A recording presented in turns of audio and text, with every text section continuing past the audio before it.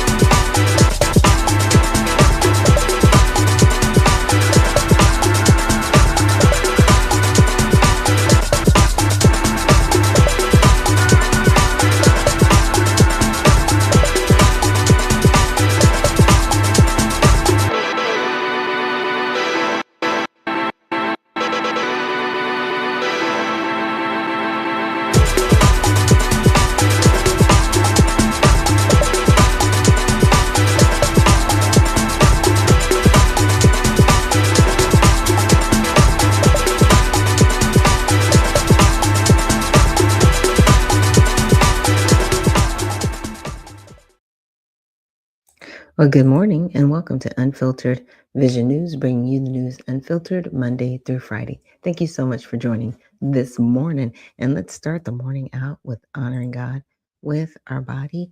So, God, please guard our mind and our thoughts. God, help me to fix my thoughts on what is true and honorable and right and pure and lovely and admirable.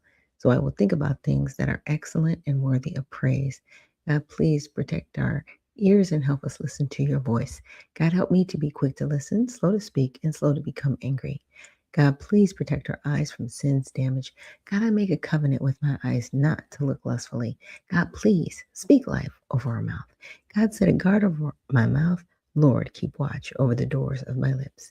God, please help our hands to serve generously. God, help me to do good to everyone, and especially to those who belong to our family in the faith. God, please protect my reproductive organs. God, help me to honor you with my body. And God, please protect our feet as we walk along your path. God, let your word be a lamp for my feet and a light on my path. And that is something that we definitely try to say everything. Every time we're, here, if you're joining us here for the first time on Unfiltered Vision News, and we've got one in here from Australia, and it says it's nighttime in Australia. Yep, you guys are getting ready to go to bed, and we are just waking up here in the States. So thank you so much for taking the time out to join us this morning, and for everybody else that is joining us in different parts of the world and in different time zones across the United States. So with that, we're going to get into it with our trending topics on X. So let's pull that up. So the DOJ warns states of prosecution for non-citizen voting, and this has been a point of contention for a while. So let me pull it up. So apparently, the Assistant Attorney General Harmeet Dillon sent letters Tuesday demanding states detail within 5 days how they would comply with the federal laws banning non-citizen voting, which have carried penalties like fines and prison since 1996. Now, studies show such cases are rare, often just a few over decades, yet the DOJ stressed officials' liability for not keeping voter rolls clean. The move comes with monitors deployed to 15 jurisdictions in 6 states and aligns with broader efforts like the SAVE Act as states respond ahead of the 2026 midterms amid partisan reactions. So this is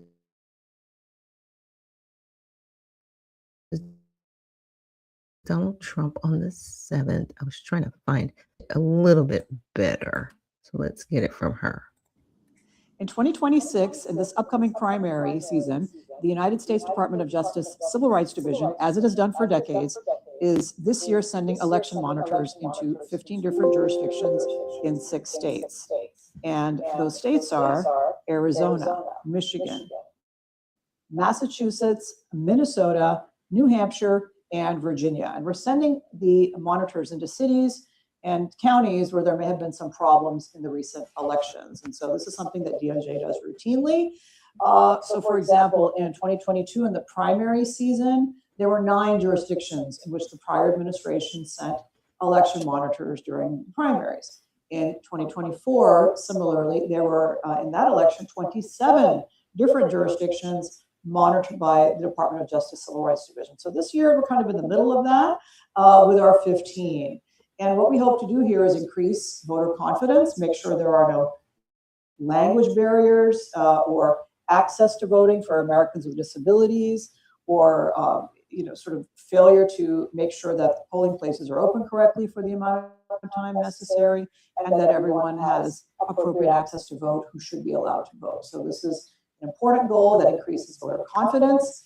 And it's also important to make sure that our voting is accurate so that every citizen who votes has their vote counted equally without being canceled out by somebody who shouldn't be voting. Now, unfortunately, in taking Michigan as an example, we've gotten some attacks from leaders over there, the Attorney General and the governor. They don't like the fact that we're doing this, but to be clear, both Republican and Democrat administrations have sent monitors to Michigan and these other jurisdictions in the past. I think it's a great exercise of our oversight duty and our enforcement duty to enforce the Help America Vote Act, the National Voter Registration Act, the Voting Rights Act, a very important statute, and other civil rights statutes like the Civil Rights Act of 1960. So I'm proud to be helping organize this effort and send those monitors to help increase all citizens' confidence in the outcome of our elections. And stay tuned as we get towards the general election, where there'll be an even DOJ has done for decades in our great nation. Thank you. Right. So when you hear about this, it's not that anything's happening that hasn't happened already. I know people get freaked out. It's like, oh no, they're interfering. Look, a lot of these states, they're not keeping clean voter rolls. There are people that are deceased that are on voter rolls. There are people that they haven't removed that have moved out of the state. And newsflash, and this is something I didn't know, and this is something I'm probably going to have to do on the show to walk everybody through. When you leave a state, you don't automatically fall off of their voter rolls. You sit there. And a perfect example is when I had moved here from California. I want to say it was, let's see, when we lived in our house, it was for the 2020 election. I received a registration card asking me if I was going to vote in California with my Georgia address on it, which means I was still under voter. I was like, okay, odd, weird, so I had to go through the process of, looking into it, but it happens. Yeah, it's very interesting when that happens. So that's something we have to do. You have to, again, unenroll when you leave a state. It doesn't automatically happen. So the next thing article is Trump and State Department share Rubio's 2020 warning on democratic socialism, and that's happening. And then the prosecutors link suspect to Charlie Kirk assassination in Utah. Yeah, there's some videos that I came across. Basically, there are two different sets of DNA on the gun. So they're going through that, and that's something that came up in the court case. So moving on to all sides, apparently Graham Plattner, he ends Senate candidacy amid assault allegation, Dem search for replacement.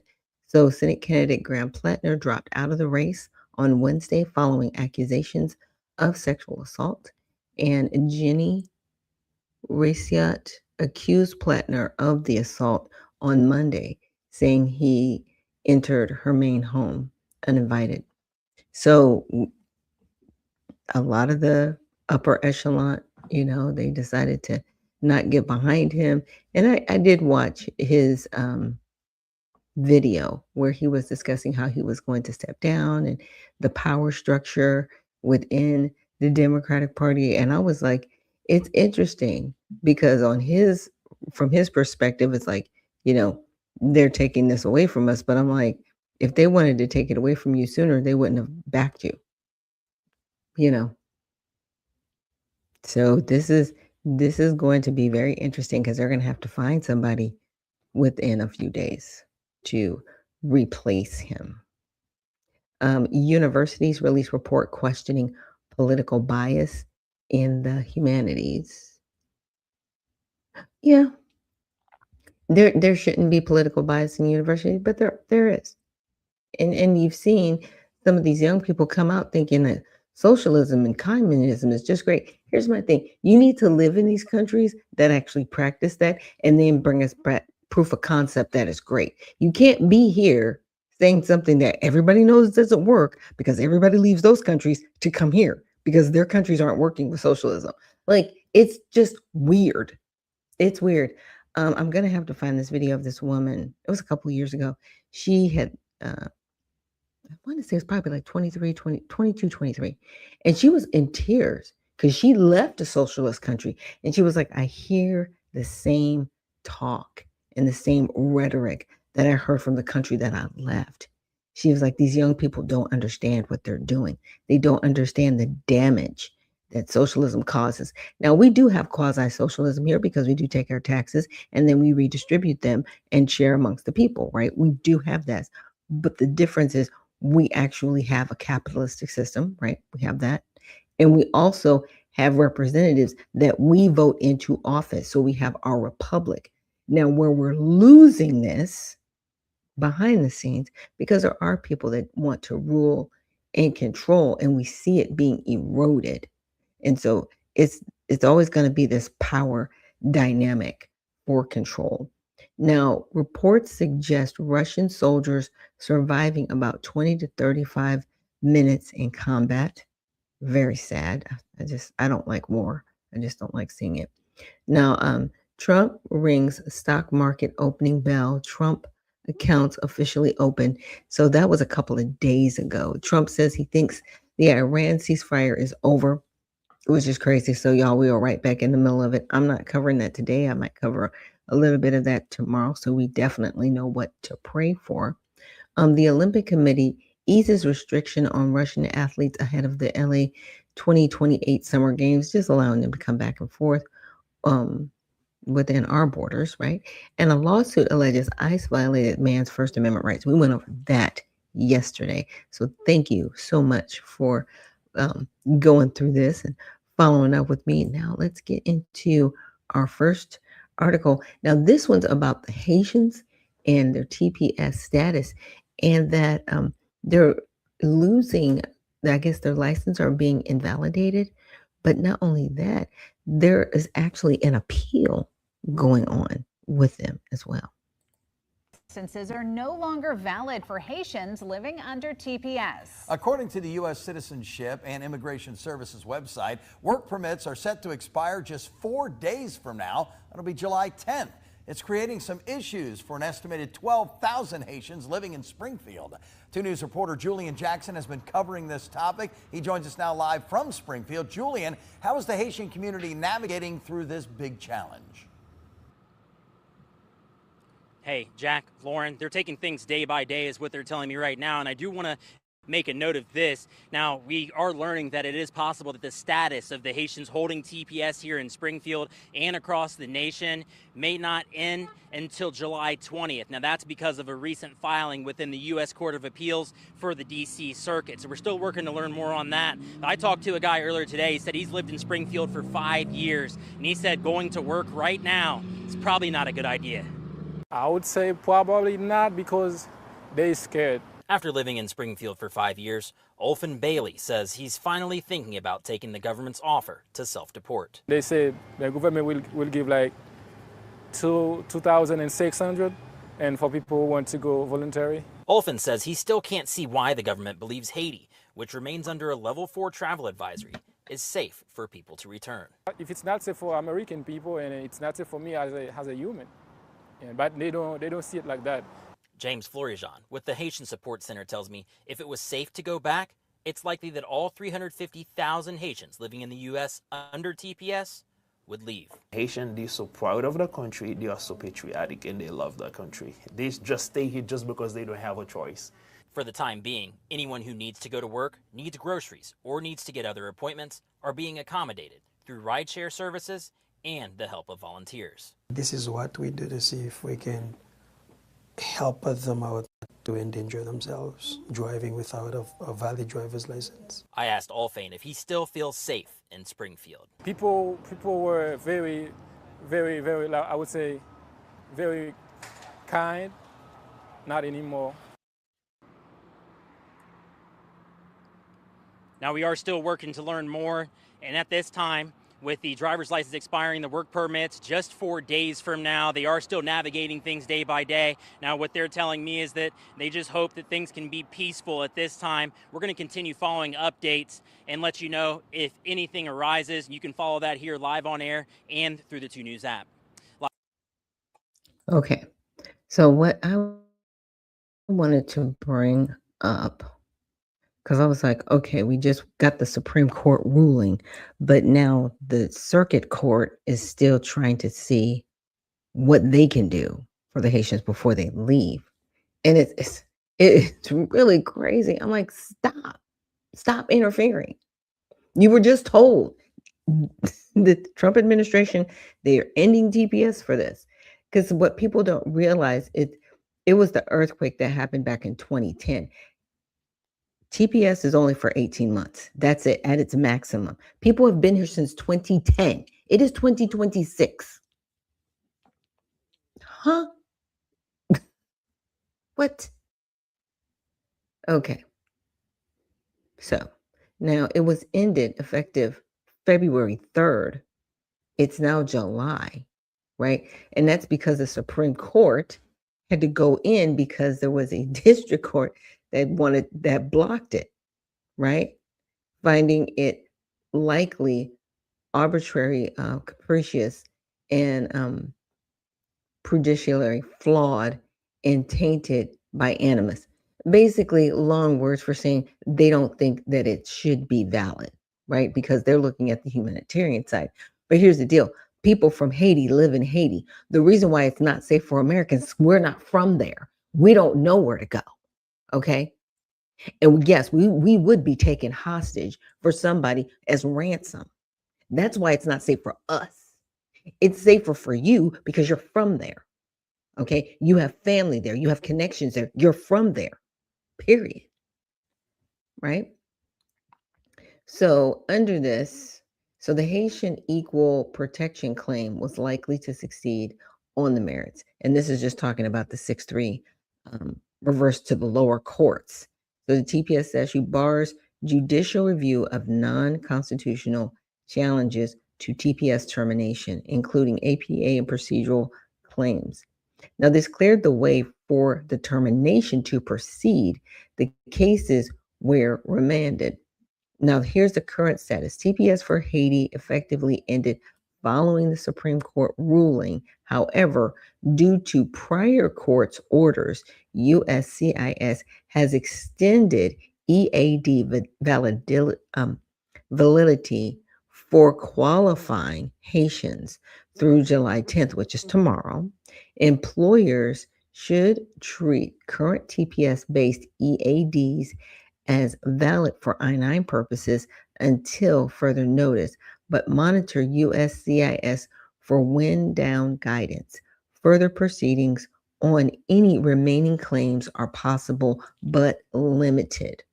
Okay, so it is moving, but that's what's happening with this whole DC court thing. Because I was like, what in the world is going on now? Oh my goodness. I'm like, yeah, people, it's time to pack it up. It's time to leave. Okay, now this next one is about birthright citizenship. I'm not going to play the whole thing, but they do make a good point. Texas Congressman Brandon Gill, who joins me now. Congressman, it's good to see you.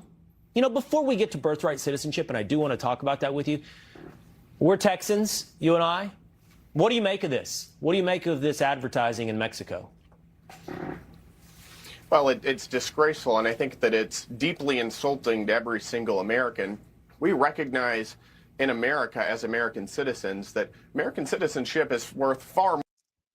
Okay, and I know you guys might not be able to see the sign in the background, but basically that sign is saying now you can just pay to have a baby in America. Yeah, now they're just exploiting it. They're like, before we were just doing it all undercover on the black market. Now we can just exploit it because, you know, the U.S. Supreme Court said anybody born on soil, that's what we're doing. This is why we know. This is why we know you got it wrong, Supreme Court. You got it wrong. It isn't just soil. It wasn't meant for any and everybody to touches the United States to be a U.S. citizen. But here we are. More than $4,000, that you don't just cross the border and enter magic dirt and have a child and that child become fully American. You know, our becoming an American citizen means not only that you have constitutional liberties, that you have legal and economic protections and social opportunities that nobody else in the world has, but it also means that you are a part of the American body politic, that you have the rights and responsibilities that come with being an American citizen, meaning you can influence our system of government, our rule of law, how this country functions, and that's not something that we just simply hand out to our geopolitical adversaries or to anybody who just simply crosses the border for the purpose of giving birth. That's not how our system has ever been designed to work, and that's the core problem here that we're getting to. It's protecting our country and our people and recognizing that America is for Americans, and we're going to keep it that way. That is the core problem. There's also a core problem when it comes to this particular story, Congressman. You may disagree with me, I'm not sure. But the hospital in Mission offering obstetricians and gynecologists to Mexicans for a fee is not actually a big a problem for me. The problem is that those medical tourists get not just really high quality medical care, they get birthright citizenship. In other words, if we did not have birthright citizenship, I would not have a problem with this service being offered at the border. You know, the problem is it's coming with the most valuable thing that we have to offer, as you point out, which is citizenship in America. And that brings us to this. What do we do now? We've heard the Supreme Court. What can you do in Congress on birthright citizenship? Well, I completely agree. American citizenship is the most valuable thing in the world. That's why people all over the globe seek to come into the United States and want to become Americans, and why we have to protect it. But there's a few things that we can do going forward, and I'll say shy of a constitutional amendment that would clarify the 14th Amendment, which I think we would all love to see, but politically would be impractical at this point, given the opposition we have from the left. One is that Congress can pass legislation that clarifies what's subject to the jurisdiction thereof, that phrase in the 14th Amendment that the left latches onto. And there's been legislation from some of my colleagues, which I support, that have done just that. I think those would get litigated, but that would at least move us in the right direction. At the same time, we can enforce our border laws much. Look, it says attributed to birth tourism, 26,000. And since that time that they've actually been citing the numbers, and this is just an estimate, there's been 3.5 million total U.S. births.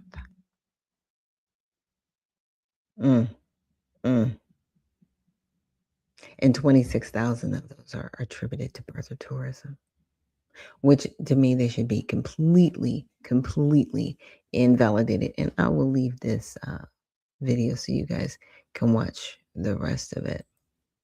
Now, the next one we're going to get into is this judge. I wanted to just get an update on her.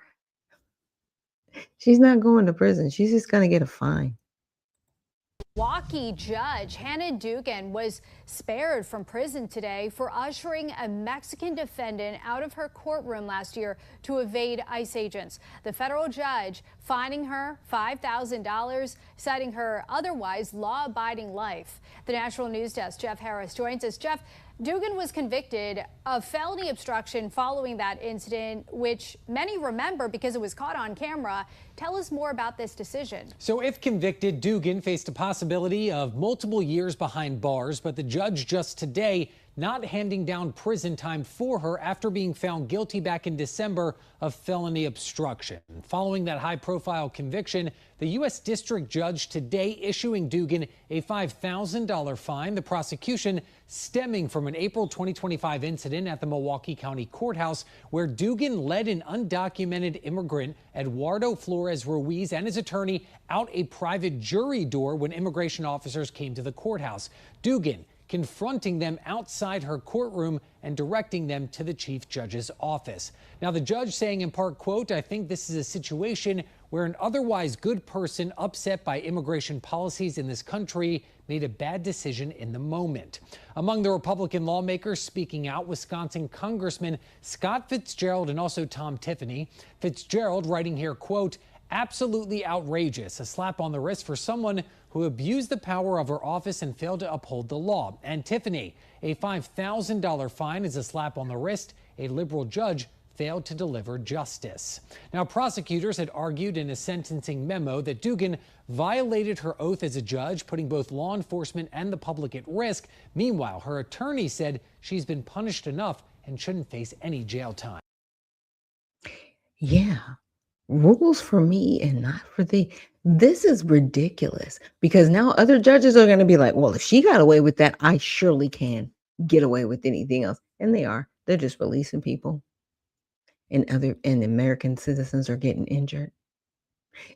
These people are dangerous. She should be disbarred completely. She should never be allowed anywhere near the legislative system. So if people keep her as a judge, because she can't be removed. She can't be removed. She can't be disbarred. You don't have to go to jail, but you don't have to have your job. There's a difference. You don't have to go to jail, but you don't have to have your job. That's what I'm saying. Wisconsin, do the right thing. Now, we're going to move on to looking at these visa investigations. Apparently, something's been going on. Welcome back. The Trump administration launching a wide-ranging government-wide anti-fraud effort. The Labor Department's Inspector General, Anthony D'Esposito, now leading a major investigation into H-1B and perm employment visas, as well as potential human trafficking cases. Joining me now, the man leading the investigation, U.S. Department of Labor Inspector General, Anthony D'Esposito. Inspector General, great to have you. Welcome. Great to be with you, Maria. Thanks for having me. Well, this sounds very serious. Tell us about your investigation. Are you saying that there is fraud and human trafficking within the H-1 visa program and the program that is the Program Electronic Review Management, or PERM system? Without a doubt, and we are going to take an aggressive action, what we believe is probably the most aggressive action against foreign labor fraud by an inspector general this administration. We've already started to issue dozens of subpoenas. We are going to make sure that we track down every lead. We have whistleblowers talking about some of the biggest companies like Cognizant, who have been in chatter of issues with PERM and H-1B visas, and we are going to work side by side with the president and vice president's fraud task force to exhaust every lead. I'm going to take this exactly like I did when I was an NYPD detective, and I'm going to give and make sure my investigators and auditors have every resource necessary in order to conduct this investigation for the American people. And quite frankly, the fraud task force has been very clear. Vice President Vance has said there's no fraud too small, there's no fraud too large. And this is another example where fraud is fueling violent crime. Much of the visa and the human trafficking that we see when it comes to this foreign labor is tied to cartels, is tied to transnational gangs. And this is the work that we should be doing, not only to make America safe again, but to make America more affordable again. Wow, that's just incredible. I mean, look, the OIG says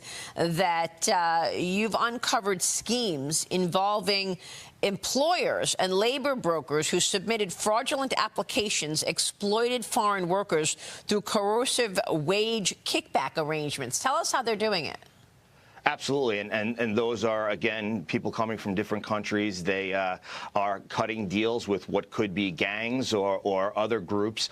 They're bringing them, and it's not just, let's be clear, this is not just people working in factories or actual labor. These are people working in medical facilities and doctors' offices that are actually putting people in harm's way. I mean, to the potential of causing death. So we are going to make sure that we, again, exhaust every lead that there is, whether it's in a factory in Middle America, whether it's along the ports in either the East or West Coast, or it has to do with doctors or nursing facilities anywhere in the United States of America. Yeah, and I'll let you guys watch the rest of that later, because for sake of time, because I got one more thing to get to. But yeah, and see what a lot of people, and even they didn't mention this in this article, is the chain migration that comes with this H-1B visa. Because see, those people aren't vetted; they're just brought over. It's like, oh, these are my relatives, just bring them over. They're not vetted, and they are allowed to be here in the United States. We have, to our own peril, just been taken advantage of. The kindness has been taken advantage of. And in my opinion, it all needs to be shut down. When I say the border needs to be shut down, I'm talking about the administrative part too. I'm not talking about just a wall. I am talking about no more visas of any kind need to be issued, not even tourist visas, unless it's for something like the World Cup, like a very specific event. Otherwise, and other than that, no, you cannot come here anymore. Like all these H-1B visas and the J-1 visas, it's out of control. Shut it down. No more visas, no more permanent visas, nothing. Shut it down. We need 20 years minimum. We have a mess of a country. And if we do not stop, it's going to continue in a way that we don't want to. I don't want to live in a socialist country. Okay, if I wanted to live in a socialist country, I would just go to Cuba. I would turn over my citizenship and I'd move to Cuba and be like, hey, I want to be a socialist. What is this all about? I might not last 2 weeks. I'm just saying they'd probably kill me because I'm an American. Period. These cupcakes, communists, they need to stop it because they have no idea what communism is. They read their books and then they sit in their houses with lights, with plumbing, thinking we need communism. No, we don't. If you want communism, move to a communist country. Nobody's stopping you. No one's holding you back. Just saying. Now, this last one I want to get to, this is Doc Rich. And good morning to everybody that's joining me. Smith McKenzie, Nose Picking Monster. Wow, that's an interesting name. And then Make Dog Famous. Good morning to all of you. And thank you so much for joining me. And the last video we're going to get to is Doc Rich. This one's interesting. This man, they never make any sense, ever. I kind of envy the Democrat Party and how they were able to brainwash so many people. Because when you start asking these people questions, they don't even know what to say. It's honestly quite amazing. They just repeat what they've been told. It's like they're robots or something. It's kind of weird.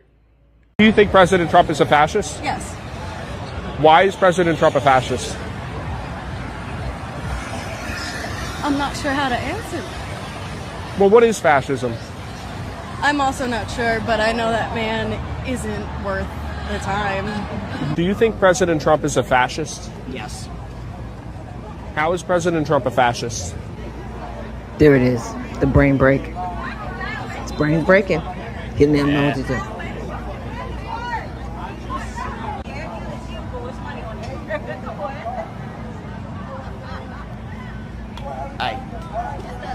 I don't think it's going to work. Do you think President Trump's a fascist? I actually just took a fascism class, and we did not discuss that, but I have my own thoughts on President Trump. You took a fascism class? I did. What is fascism?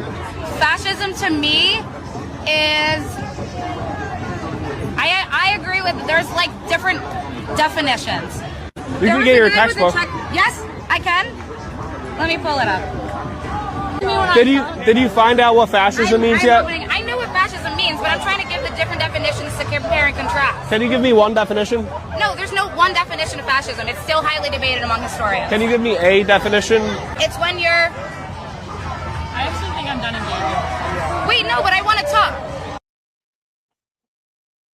Yeah, that part. His brain was broke. Oops. Sorry, you guys. Didn't mean to do that. That was my closing. But yeah, his brain literally just broke. You could see it. He asked him, it was like, okay, explain fascism. And his brain was just like, "Grr." It broke. Because a lot of times people are just right now, they're following and they're not informed, right? They're just not making informed decisions. And Spud says they can't tell you because it's that MSNBC and CNN programming that's downloaded on their hard drives and like a virus. Yeah. Like I said, I was like, you could see it. It's very disheartening because I'm like, you're a young person, right? You should be on top of all of this stuff to be able to share with us what's going on.